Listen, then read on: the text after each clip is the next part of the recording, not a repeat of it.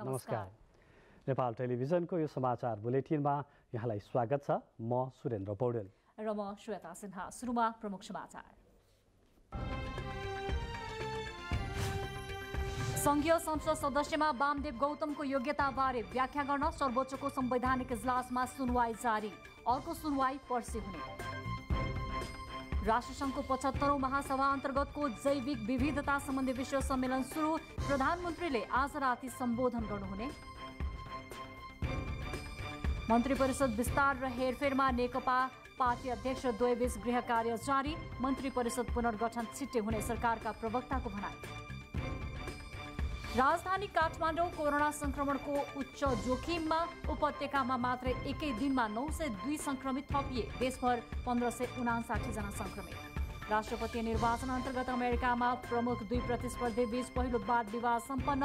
वाद विवाद अराजक र अराष्ट्रपतीय भएको मतदाताहरूको प्रतिक्रिया। र 3 पटकी विजेता सेरिना विलियम्स चोटका कारण फ्रेन्च ओपनबाट बाहिर। यो वर्ष फेरि कोर्ट फर्किने सम्भावना न्यून।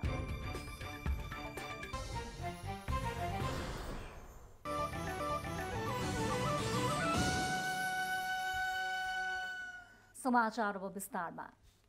संघीय संसदको सदस्यमा वामदेव गौतमको योग्यताको प्रश्नमा सर्वोच्च अदालतको संवैधानिक इजलासमा सुनवाई सुरु भएको छ।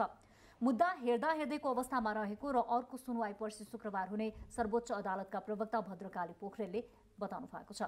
आजको सुनवाईमा रिट निवेदकका तर्फबाट 4 जना कानून व्यवसायी र सरकारका तर्फबाट महान्यायाधिवक्ता र एक सहन्यायाधिवक्ताले बहस गर्नु भएको थियो। सरकारी वकिलकै बहस बाँकी रहेको छ भने सांसद वामदेव गौतमका वकिलले बहस गर्ने पालो आउन पनि बाँकी छ।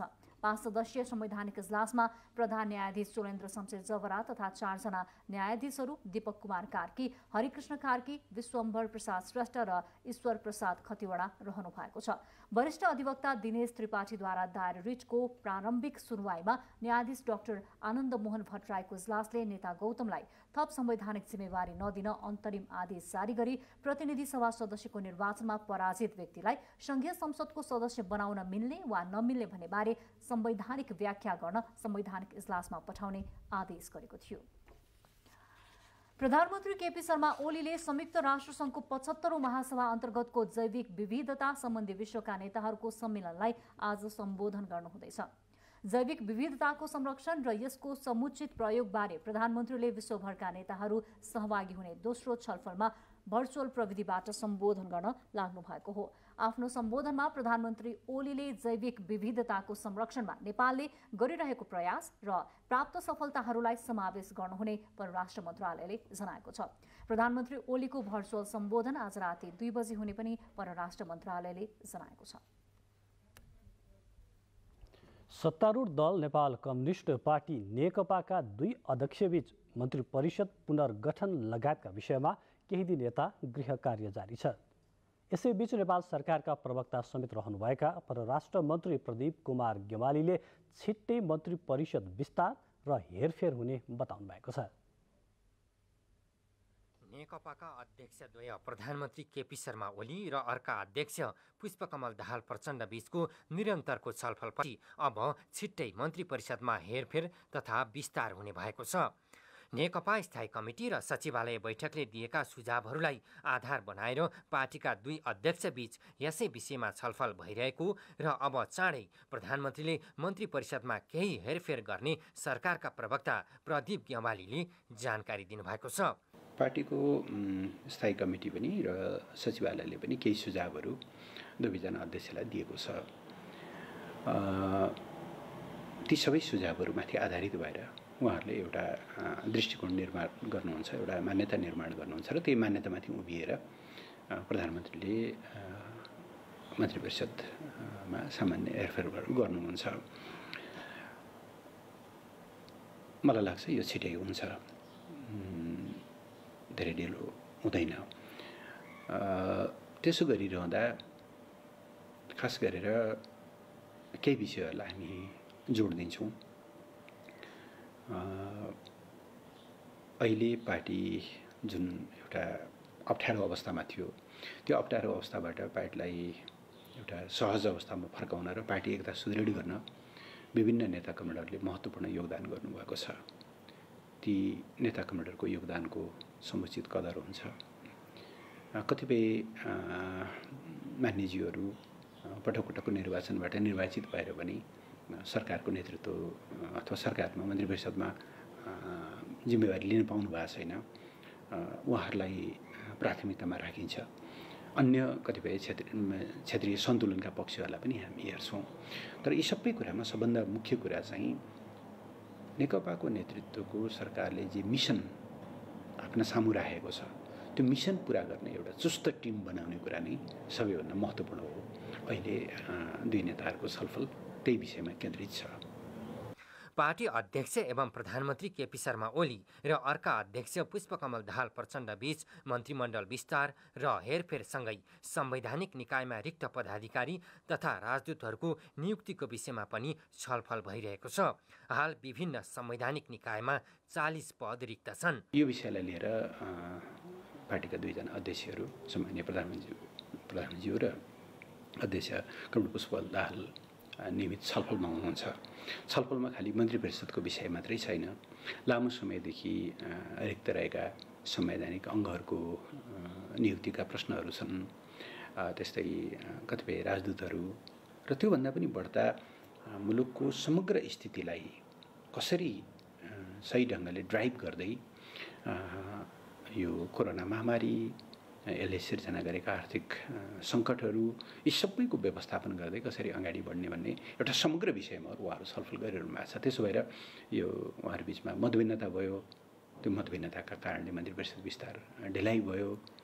यी खालका कुराहरू चाहिँ म फेरि पनि भन्छु यी कल्पित या अनुमानित विषयहरू मात्रै हुन्। मन्त्री परिषद विस्तारसँगै केही मन्त्रालय विभाजन गरेर मन्त्रालयको सङ्ख्या बढाउने चर्चा चलिरहेका बेला सरकारका प्रवक्ता मन्त्री ग्यवालीले संविधानको सीमाभित्र रहेर कतिपय मन्त्रालयका नमिलेका कार्यक्षेत्र मिलाइने पनि बताउनुभयो। नेपाल सरकारको अथवा केन्द्र सरकारको मन्त्री परिषदको अधिकतम सङ्ख्या प्रधानमन्त्रीसहित 25 जना हुने यी सबै संवैधानिक प्रबन्धहरू चाहिँ राजनीतिलाई स्वच्छ, पारदर्शी, मितव्ययी र जनताको हितमा केन्द्रित गर्ने प्रयोजनका लागि गरिएका हुन्। सरकारले यो भावनाभन्दा बाहिर गएर काम गर्दैन। बाहिर आएका कतिपय चर्चाहरू ती अनुमानमाथि आधारित छन्, ती तथ्यसम्मत छैनन्। निश्चय नै मन्त्रालयका कतिपय कार्यक्षेत्रहरूमा केही मिलाउनु पर्ने विषयहरू छन्, तर त्यो मन्त्री परिषदको विस्तारसँग या मन्त्री परिषदलाई ठुलो बनाउने कुरासँग या अहिले चलन चल्तीमा आएको सबैलाई भागभण्डा पुर्याउनका निम्ति गर्ने भन्ने विषयसँग जोडिएका विषयहरू होइनन्। त्यसो भएर संविधानले दिएको सीमारेखाभित्रै रहेर चाहिँ मन्त्री परिषदमा आवश्यक फेरबदलहरू हुन्छ, जुन सरकारको एउटा नियमित प्रक्रिया नै हो। नेकपाभित्र देखिएको आन्तरिक विवाद पार्टीको स्थायी कमिटी र सचिवालयको बैठकपछि सहमतिमा टुङ्गिएको थियो। त्यस लगत्तै पार्टीका दुवै अध्यक्ष मन्त्री परिषद विस्तार, विभिन्न आयोगमा नियुक्ति लगायत पार्टी र सरकारलाई प्रभावकारी बनाउने लगायतका विषयमा गम्भीर छलफल गरिरहनु भएको छ। त्यसैले दुवै अध्यक्षले अब गर्ने निर्णय र लिने कदमलाई राजनीतिक वृत्तमा महत्त्वका साथ हेरिएको छ। क्यामेरामा शिव पङ्गेनीका साथ रामप्रसाद भण्डारी, नेपाल टेलिभिजन। बुलेटिनमा अब केही बेर विज्ञापन, तर यसपछि पनि खबरको सिलसिला जारी नै रहनेछ। तपाईँ नेपाल टेलिभिजन समाचारकै साथमा रहनुहोला।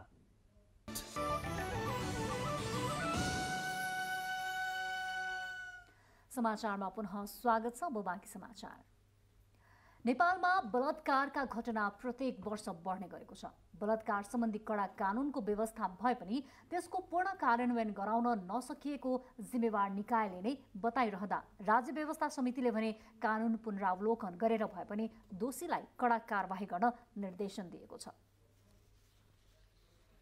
महिला तथा बालिका बलात्कारको घटनामा संलग्न मध्ये 20% अझै फरार छन्। अबोध बालिका तथा महिलालाई बलात्कार गर्नेमा अधिकांश नजिकका आफन्त तथा चिने जानेकै व्यक्ति संलग्न हुने गरेको अध्ययनले देखाएको छ।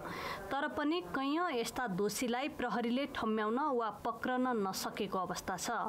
प्रहरीका अनुसार अघिल्लो वर्ष दैनिक सरदर 6 वटा बलात्कारका घटना दर्ता हुने गरेकोमा यस वर्ष दैनिक 7 वटा भन्दा बढी यस्तो घटनाको उजुरी आउने गरेको छ। यस आर्थिक वर्षको साउन र भदौ महिनामा मात्रै 496वटा बलात्कार सम्बन्धी मुद्दा दर्ता भएका छन्। राज्य व्यवस्था तथा सुशासन समितिमा यसै विषयमा छलफल हुँदा नेपाल प्रहरीका महानिरीक्षक शैलेश थापा छेत्रीले धेरै मुद्दाहरू समुदायमै मिलाउने गरेको हुँदा कतिपय घटनाहरू अझै बाहिर नआएको हुन सक्ने बताउनुभयो। चिन्जानकै मान्छेहरू 82% इन्भल्भ भएको बेला त्यो भिक्टिम र हजुरको सस्पेक्टको बिचमा ग्याप चाहिँ एकदमै कम हुँदो रहेछ। त्यसो भएपछि पुलिसले रोकथामको निम्ति अन्य अपराधमा जस्तो त्यो प्रक्रिया अवलम्बन गर्न सक्दो रहेछ। छलफलमा गृहमन्त्री रामबहादुर थापाले बलात्कार र हत्याका घटना न्यूनीकरणका लागि विद्यमान कानुनको कार्यान्वयन प्रभावकारी हुन नसकेको स्वीकार गर्नुभयो। सरकार बलात्कारका घटना हुन नदिन र भइहालेमा दोषीलाई कडा कारबाही गर्न दृढ रहेको उहाँले बताउनुभयो। यस किसिमका घटनाहरूलाई यथाशीघ्र अपराधीहरूलाई कानुनको कठघरा ल्याउने कुराहरूमा सरकारको तर्फबाट कमजोरीहरू भएका छन्। हामीले यो स्थितिलाई बदल्न जरुरी छ भन्नेमा सरकार स्पष्ट छ र यो किसिमका घटनाहरूलाई न्यूनीकरण गर्नको निम्ति सरकारले आफ्नो तर्फबाट चाहिँ अधिकतम प्रयास गरिरहेको छ। राज्य व्यवस्था तथा सुशासन समितिले बलात्कारमा संलग्न व्यक्तिहरूलाई कुनै पनि बहानामा छुट नदिन र मिलापत्र गराउने व्यक्ति वा निकायका साथै अनुसन्धान तथा कारबाही नगर्ने प्रहरी अधिकारीलाई पनि कानुनको दायरामा ल्याउन सरकारलाई निर्देशन दिएको छ। मुलुकमा बलात्कारीलाई कारबाही गर्नका लागि कानुन पर्याप्त भए पनि कार्यान्वयन नभएको भन्दै समितिका सभापति शशि श्रेष्ठले कुनै पनि दबाब बहानाबाजी वा मनपरी नगरी दृढतापूर्वक कार्यान्वयन गर्नुका साथै आवश्यकता अनुसार कानुनहरूको पुनरावलोकन गर्न पनि सरकारलाई निर्देशन दिनुभएको छ।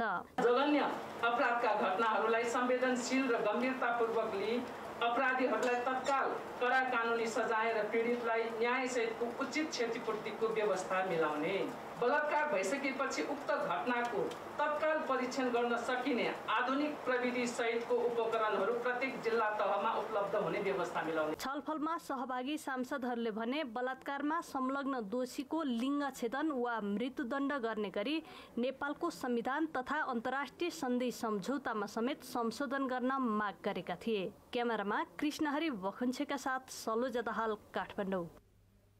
राष्ट्रिय सभा अन्तर्गतको राष्ट्रिय सरोकार तथा समन्वय समितिको बैठकले रिक्त आयोगहरूलाई तत्काल पूर्णता दिन सरकारलाई निर्देशन दिएको छ।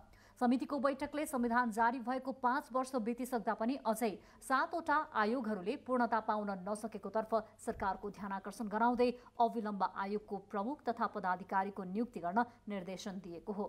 आयोगलाई थप प्रभावकारी बनाउन आवश्यक भौतिक पूर्वाधार, बजेट तथा जनशक्तिको समेत व्यवस्था मिलाउन बैठकले सरकारलाई निर्देशन दिएको समितिका सभापति दिलकुमारी रावल पार्वतीले जानकारी दिनुभयो। आयोगले पूर्णता नपाउँदा अन्यलता सृजना भइरहेको उद्देश्य अनुरूप अध्ययन र अनुसन्धान गर्न पुग्ने पर्याप्त बजेटको व्यवस्था गरी आयोगलाई थप प्रभावकारी बनाउने वातावरणको निर्माण गर्न समेत सरकारलाई निर्देशन दिएको छ।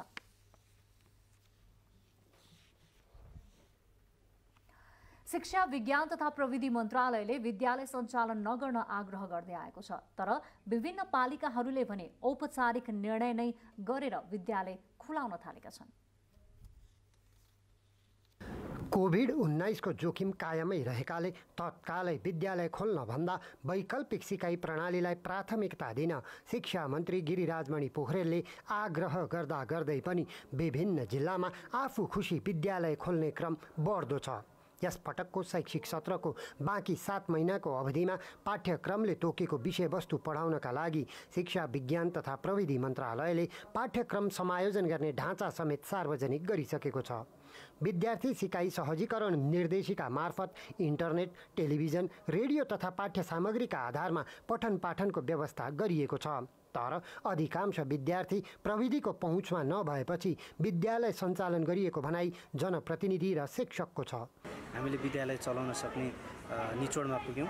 त्यसपछि प्रत्येक स्कुललाई हामीले चाहे बोर्डिङ स्कुल होस् चाहे गभर्मेन्ट स्कुल होस् हामीले सबैलाई चाहिँ नि तपाईँको थर्मल गन विद्यार्थीहरूको चाहिँ टेम्परेचर नाप्नलाई ज्वरो आएको छ कि छैन भनेर र प्रत्येक विद्यार्थीलाई मास्क त्यो धुन मिल्ने मास्क चाहिँ हामीले उपलब्ध गरायौँ। अझै मेरो गाउँपालिकामा भएका सम्पूर्ण विद्यालयहरूमा हिजोदेखि आइतबारदेखि हामीले 8 बजेदेखि 1 बजेसम्म एउटा सिफ्ट र 1 बजेदेखि 5 बजेसम्म गरी 2 सिफ्टमा अनि दूरी कायम गरिकन अनि मास्क प्रयोग गर्ने, सेनिटाइजर प्रयोग गर्ने गरेर विद्यालय सञ्चालन गरेको छ। विद्यालयहरूले सबै विद्यार्थीलाई एकैचोटि नबोलाई समूह र सिफ्टमा बाँडेर बोलाउने र उनीहरूलाई गृह कार्य दिएर पठन पाठनमा सहजीकरण गर्दै आएका छन्। कोभिड-19 को संक्रमण नदेखिएको पालिका र क्षेत्रमा विद्यालय सञ्चालन गर्न दिने सम्बन्धमा शिक्षा मन्त्रालयले निर्णय नगर्दा स्थानीय पालिकाहरूले आफै निर्णय गरेर पठन पाठन सुरु गरेका हुन्। रविचन्द्र पराजुली, नेपाल टेलिभिजन। स्वास्थ्य तथा जनसङ्ख्या मन्त्रालयले 8वटा निजी प्रयोगशालाहरूलाई PCR टेस्टको शुल्क समायोजन गर्न 24 घण्टे अल्टिमेटम दिएको छ। मूल्य समायोजन नगरे PCR परीक्षणका लागि दिएको स्वीकृति खारेज गर्ने र कालो बजारीमा कारबाही गर्ने मन्त्रालयको निर्णय छ। सरकारले भदौ 28बाट RT-PCR परीक्षणको शुल्क 2000 रुपैयाँ तोकेको छ। तर स्टार अस्पताल, एम्स अस्पताल, B&B अस्पताल, मेडिसिटी अस्पताल, decode genomics and research centre, सौर्य हेल्थ केयर, सेन्ट्रल डायग्नोस्टिक र इन्ट्रापिरियड डायग्नोस्टिकले संयुक्त रूपमा 3899 रुपैयाँ शुल्क तोकेका छन्। Decode lab, intrepid lab, Nepal medicity hospital, CDL, star अस्पताल, B&B अस्पताल, सूर्य हेल्थ केयर यी चाहिँ ल्याबहरूले बढी शुल्क लिएर परीक्षण गरिरहेको पाइएकाले आज एक पटकलाई चेतावनी दिने र 24 घण्टाभित्र तोकिएको शुल्कभित्र शुल्क समायोजन नगरेमा प्रयोगशालाको परीक्षण स्वीकृत खारेज गरी पत्राचार गर्न राष्ट्रिय जनस्वास्थ्य प्रयोगशालालाई निर्देशन दिने निर्णय भएको छ। मिति 2077 भदौ 28 गते आइतबारको निर्णयबाट कोभिड-19 को PCR परीक्षण शुल्क सबै प्रयोगशालाका लागि सबै शुल्क सहित 2000 रुपैयाँ तोकिएकोमा सोभन्दा बढी लिने गरेका प्रयोगशालाहरूलाई कालोबजारी गरेको आधारमा प्रयोगशाला बन्द गराउने गरी गृह मन्त्रालय र वाणिज्य विभागलाई कारबाही गर्न लेखी पठाउने पनि निर्णय भएको छ। आज नेपालमा 1559 जनामा कोरोना संक्रमण पुष्टि भएको छ, जसमध्ये काठमाडौँ उपत्यकामै 902 जना संक्रमित नयाँ थपिएका छन्।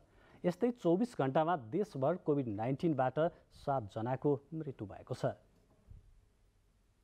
पछिल्लो तथ्याङ्क अनुसार गएको 24 घण्टामा कुल 1559 जनामा कोरोना पुष्टि भएको छ। स्वास्थ्य तथा जनसङ्ख्या मन्त्रालयको नियमित प्रेस ब्रिफिङमा प्रवक्ता प्राध्यापक डाक्टर जागेश्वर गौतमले गत 24 घण्टामा कोभिड-19 मुक्त भई घर फर्किनेको संख्या 1057 रहेको जानकारी दिनुभयो।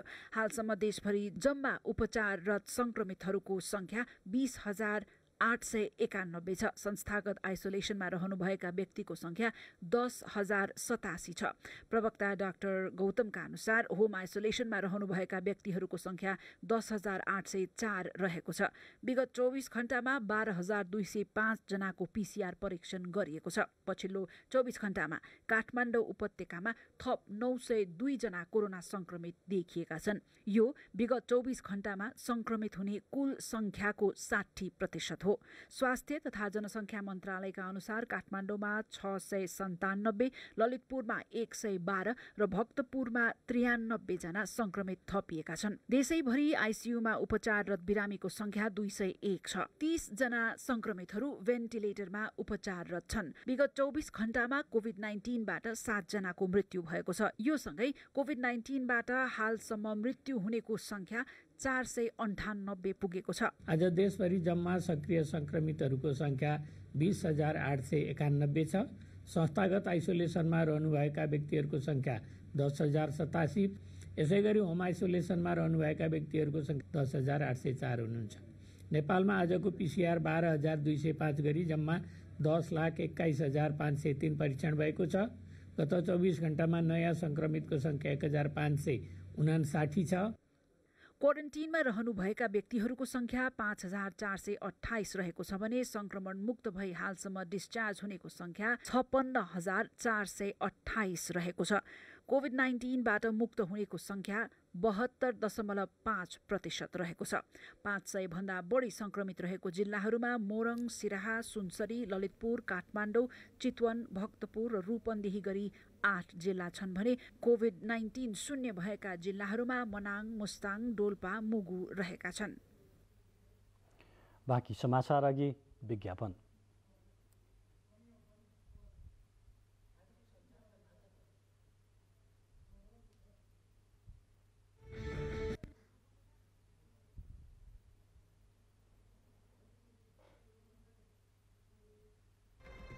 सकले तोरीको तेलमा सधैँ राग आउँछ र त्यो राग शुद्ध धारा तोरीको तेलमा सधैँ रहिरहन्छ। मुटु चाहिन्छ जसले हुन्छ निर्माण अझै बलियो। सर्वोत्तम सिमेन्ट, सर्वोत्तम मजबुत। सनफ्लावर तेल भनेको त सनफ्लो तेल पो लिएर आउनुपर्छ त। मिसावट रहित 100% शुद्ध सनफ्लावर तेल। सनफ्लावर उच्च सोचको निर्माण।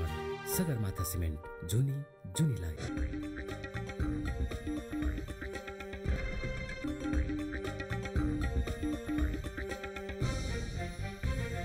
अब बाँकी समाचार। प्रधानमन्त्री केपी शर्मा ओलीले प्रेस स्वतन्त्रता लगायत मौलिक हकको सुरक्षाका लागि सरकार दृढ रहेको बताउनु भएको छ।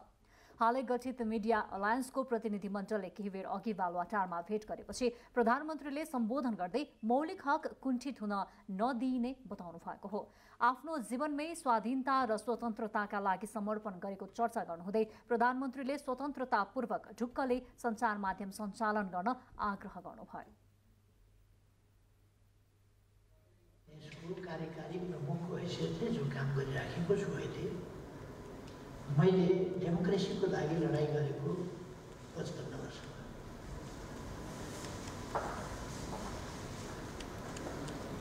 यो छोटो अवधि होइन। 55 वर्षदेखि म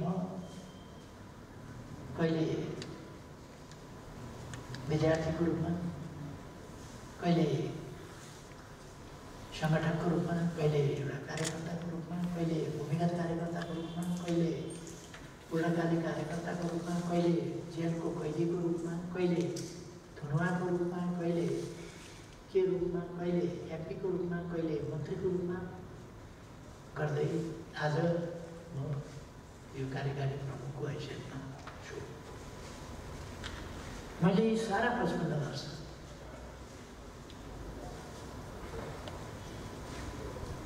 स्वाधीनता स्वतन्त्रताका लागि काम गरेँ। लिबर्टी लगाएँ, स्वतन्त्रताका लागि। पराधीनता मन्जुर गर्नुपर्छ, दमन मन्जुर गर्नु सक्ने, थिचोमिचो र अन्याय मन्जुर गर्न सक्ने, मौलिक हकहरू परित्याग गर्न सक्ने। म सक्दिनँ। मैले मेरो लागि मात्रै लडेँ भने, मेरो लागि लडेँ भने त्यसका लागि मैले त सम्पूर्ण नेपाली जनताका लागि लडेको हुँ। यो सिङ्गो हक। मैले प्रेसको स्वतन्त्रताका लागि लडेँ, किसानका अधिकारका लागि लडेँ, मजदुरका अधिकारका लागि लडेँ, विद्यार्थीहरूका हितका लागि लडेँ, श्रमजीवी पत्रकारका अधिकारका लागि लडेँ।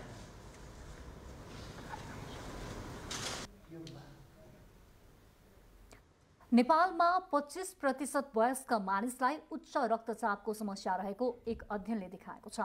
नेपाल स्वास्थ्य अनुसन्धान परिषदले 7 प्रदेशका 5,593 जनामा गरेको सर्वेक्षणबाट मुटु रोग तथा हृदयघात हुने प्रमुख जोखिमका रूपमा मानिने उच्च रक्तचाप 25% वयस्क जनसङ्ख्यामा रहेको देखाएको हो। सर्वेक्षण अनुसार वयस्क पुरुषहरूमध्ये करिब 50%ले धूम्रपान तथा सुर्तीजन्य सामग्रीको सेवन गरेको पाइएको छ।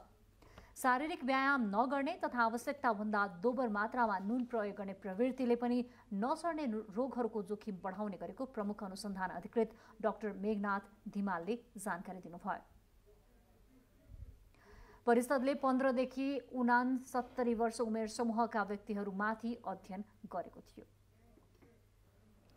केही साता यता देशभर गरी दैनिक जसो थपिने कोभिड संक्रमितहरूको कुल संख्याको 50% भन्दा बढी संक्रमित राजधानी काठमाडौँ उपत्यकामा देखिँदैछन्। राजधानी काठमाडौँ लगायतका मुख्य सहरहरूमा सङ्क्रमण दैनिक जसो बढ्दै जाँदा जनस्वास्थ्य विज्ञहरूले भने 1000 बढी सक्रिय सङ्क्रमित रहेका जिल्लामा तत्काल प्रतिकार योजना ल्याई कार्यान्वयन गर्न सुझाव दिएका छन्। यता स्वास्थ्य मन्त्रालयले भने सक्रिय सङ्क्रमित 25,000 पुगेको अवस्थामा अस्पतालको सामान्य सेवा समेत प्रभावित हुन सक्ने भन्दै स्वास्थ्य मापदण्डको पालनामा लापरवाही नगर्न सचेत गराएको छ। काठमाडौँ उपत्यका लगायत देशका 7 जिल्लामा कोभिडको सङ्क्रमण समुदाय स्तरमा पुगिसकेको भन्दै जनस्वास्थ्यविदहरूले अवस्था थप खराब हुन नदिन तत्काल प्रतिकार योजना ल्याई कार्यान्वयन गर्न आग्रह गरेका हुन्। काठमाडौँ, भक्तपुर, ललितपुर, मोरङ, सुनसरी, रूपन्देही र सिराहा लगायत घना जनसङ्ख्या भएका जिल्लामा रहेका सक्रिय सङ्क्रमितको सङ्ख्या र ज्येष्ठ नागरिक तथा महिलामा बढेको सङ्क्रमणले ती जिल्लाहरूमा कोभिड समुदाय स्तरमा पुगिसकेको सङ्केत गरेको भन्दै विशेष योजना ल्याएर प्रतिकारमा लाग्नुपर्ने सुझाव विज्ञहरूले दिएका छन्। 2 महिना अघि मात्र 1% ज्येष्ठ नागरिकमा देखिएको कोभिडको सङ्क्रमण हाल 6% पुगेको छ। सङ्क्रमण बढी देखिएका जिल्लामा पनि सङ्क्रमित हुने महिलाको सङ्ख्या बढ्दै जानुले कोभिडको सङ्क्रमण समुदाय स्तरमा पुगेको बुझ्न कठिन नहुने तर्क जनस्वास्थ्यविदहरूले गरेका छन्। अस्पताल मात्रै होइन कि आइसोलेसन सेन्टर, अक्सिजन सहितको स्वास्थ्य कर्मी सहितको आइसोलेसन सेन्टरहरू विस्तार गरौँ, तीव्र रूपमा विस्तार गरौँ, तर अक्सिजन अनिवार्य राखौँ। दोस्रो चाहिँ विकल्प त्यस्तो गरिएमा अस्पतालको आइसियुमै गइहाल्ने सङ्ख्यालाई चाहिँ रोक्न सकिन्छ। म भर्खरको हुँ, म युवा हुँ, म निरोगी छु, म खेलाडी हुँ, अथवा म चाहिँ मलाई केही पनि हुँदैन, मेरो परिवारलाई केही हुँदैन, मेरो घरमा आउने पाहुनालाई केही हुँदैन, अरूलाई हुन्छ भन्ने खालको एउटा म यो शब्द अलिक पढाइ भयो होला, दम्भ, योबाट हामी सबै, म पनि र हामी सबै बाहिर आउनुपर्छ। पछिल्ला केही साता यता दैनिक जसो थपिने सङ्क्रमितको कुल 50% भन्दा बढी सङ्क्रमित काठमाडौँ उपत्यकामा मात्र फेला पर्ने गरेका छन्। देशभर रहेका 20,891 सक्रिय सङ्क्रमित मध्ये झन्डै 12,000 सक्रिय सङ्क्रमित काठमाडौँ उपत्यकामा रहेका छन्। यता स्वास्थ्य मन्त्रालयले भने कुल सक्रिय सङ्क्रमितको सङ्ख्या 25,000 नागे देशको वर्तमान स्वास्थ्य संरचनाले धान्न नसक्ने र सामान्य स्वास्थ्य सेवा समेत प्रभावित हुन सक्नेतर्फ सचेत गराएको छ।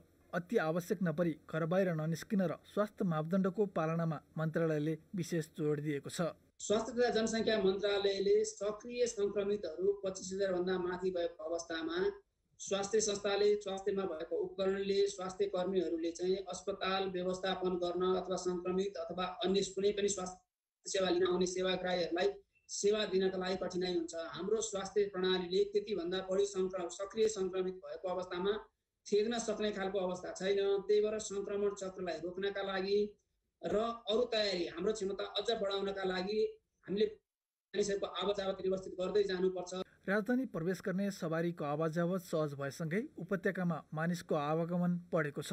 पछिल्ला दिनमा राजधानी सहरमा देखिएको मानिस र सवारी चापले पनि कोभिड-19 को जोखिम बढाएको विश्लेषण गरिएको छ। महानगरीय ट्राफिक प्रहरी महाशाखाका अनुसार दैनिक जसो 20,000 हाराहारीमा यात्रु राजधानी भित्रिने र बाहिरिने गरेका छन्। राजेन्द्र पोखरेल, नेपाल टेलिभिजन। पछिल्ला दिनमा काठमाडौँ उपत्यका सहितका केही घना बस्ती भएका जिल्लाहरूमा कोरोनाका सङ्क्रमितहरू बढ्दै गएका छन्। सङ्क्रमित बढी भएका जिल्लाको सूचीमा चितवन पनि परेको छ। चितवनमा कोरोना सङ्क्रमण नियन्त्रण गर्न स्थानीय प्रशासनले कस्तो पहल गरिरहेको छ त भन्ने बारेमा तयार पारिएको प्याकेज कोरोना केयर अबको प्रस्तुतिमा।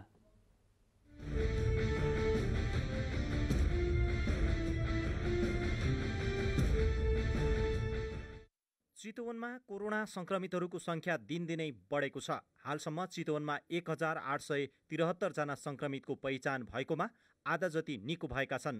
चितवनमा अहिलेसम्म 19 जनाको कोरोना सङ्क्रमणबाट मृत्यु भएको छ। चितवनको पनि घनाबस्ती भएको भरतपुर महानगरपालिकामा सङ्क्रमितको सङ्ख्या बढी छ।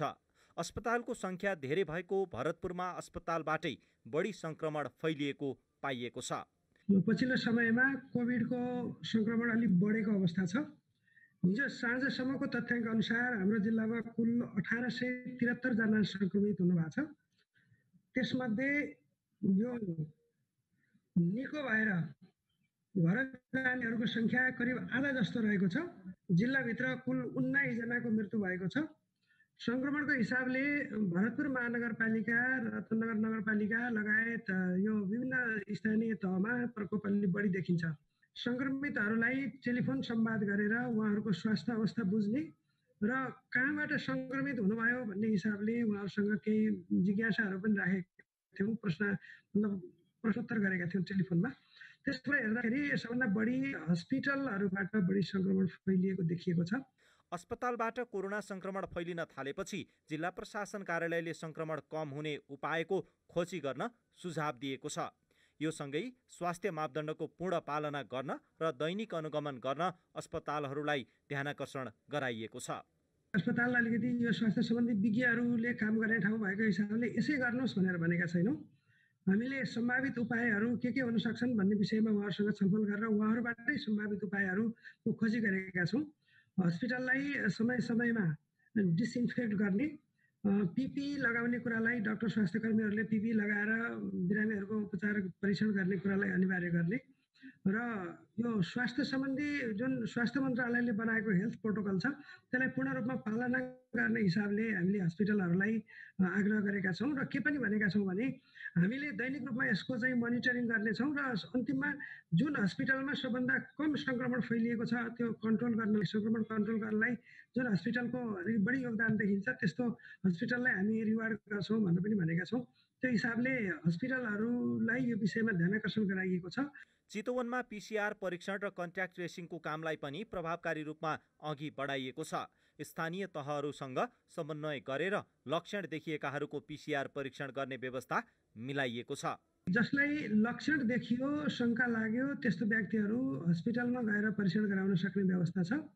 कन्ट्याक्ट ट्रेसिङको हकमा जिल्ला स्वास्थ्य कार्यालयले स्थानीय तहमा रहेका स्वास्थ्य शाखाहरूसँग सहकार्य समन्वय गरेर कन्ट्याक्ट ट्रेसिङ गर्ने र स्थानीय स्तरमा स्वाब कलेक्सन गर्ने प्रबन्ध मिलाइएको छ।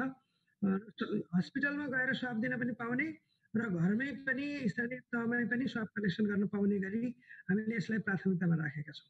चितवनमा संक्रमण भएकाहरू आधा जसो घरमै आइसोलेसनमा बसेका छन् भने अन्यलाई स्थानीय तहले बनाएका आइसोलेसन सेन्टरमा राखिएको छ। लक्षण नदेखिएका सङ्क्रमितहरूमध्ये करिब आधा जसो होम आइसोलेसनमा हुनुहुन्छ र आधा जसो स्थानीय तहले बनाएको आइसोलेसनमा हुनुहुन्छ।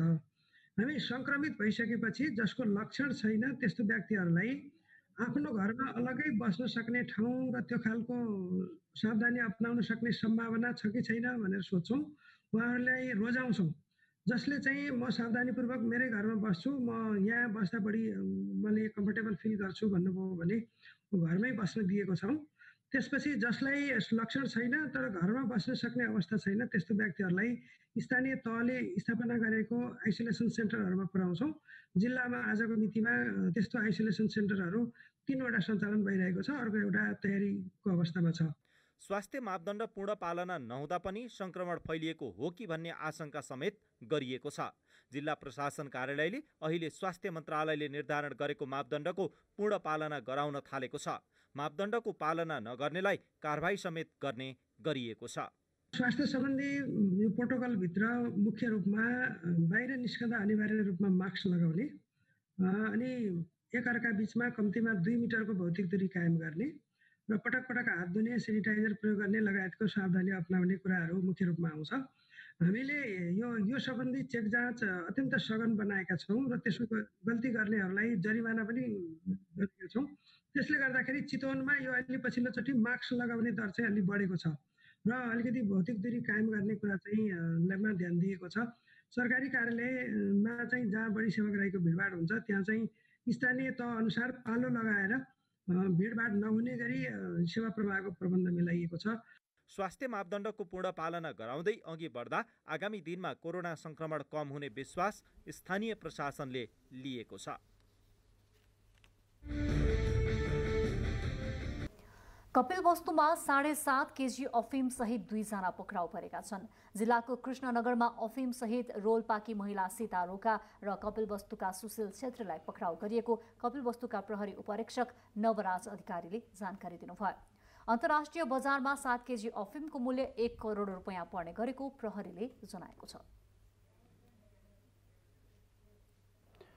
अब अन्तर्राष्ट्रिय प्रसङ्ग। अमेरिकामा राष्ट्रपतीय निर्वाचनमा सञ्चालन गराइने वाद विवाद प्रतियोगिता यसपटक अराजक र अराष्ट्रपतीय भएको दुवै पक्षका मतदाताले टिप्पणी गरेका छन्। अमेरिकी समाचार संस्था एसोसिएटेड प्रेसले मतदातालाई सोधेर बनाएको समाचारमा अमेरिकीहरूबाट त्यस्तो प्रतिक्रिया सार्वजनिक भएको हो। प्रमुख दुई दलका 2 जना उम्मेदवार बीच समसामयिक विषयहरूमा वाद विवाद गराउने अमेरिकी परम्परा छ। आर्थिक र खेलकुद सम्बन्धी प्रसङ्गहरू बाँकी नै छन्, त्यो अघि छोटो विश्राम।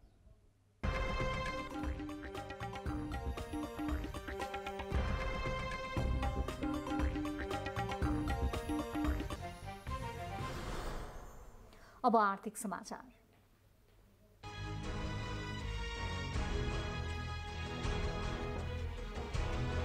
यस आर्थिक समाचारको साथमा युनाइटेड सिमेन्ट्स, अब जुट्ने बेला हो। सिन्धुपाल्चोकको तातो पानी नाकामा स्वास्थ्य सतर्कता मापदण्ड अपनाउँदै आश्विन 19 गतेदेखि कारोबार सुचारू गर्ने तयारी थालिएको छ। नाका सञ्चालन भए पनि चिनिया बाटामा अलपत्र रहेका माल सामान बोकेको करिब 1000 गाडीहरूमध्ये दैनिक 20वटा गाडी नेपाल आउने भएका छन्।